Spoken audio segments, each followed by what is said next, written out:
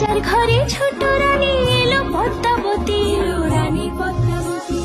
রাজার আরো 6টি রানীর ছিল না সন্তান, পদ্মাবতীর কোলালোতে মিলল সমাধান। বছর যেতে জন্ম নিল 7 ছেলে 1 মেয়ে, হয় খুশির আকাশ হঠাৎ কালো মেঘে গেল ছেয়ে। হিংসেতে যায় জ্বলে পুড়ে বাকি 6টি রানী, যুক্তি করে ঘটায় ওরা 7 কুমারের হানি। সুযোগ মতো 7 ছেলেকে মাটিতে দেয় পুঁতে, বাঁচে একা পারুল, ওরা পায় না তাকে ছুতে। ধাইমা বাজায় সেই মেয়েকে বড় করে তোলে, 7 ভাইকে পায় যে পারুল 7টে চাপা ফুলে।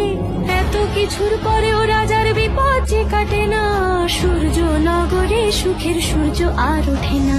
হিংসা বিবাদ বিচ্ছেদ আর প্রেমের কাহিনীতে পারুল বোন কি পারবে 7 ভাই চম্পাকে জাগাতে।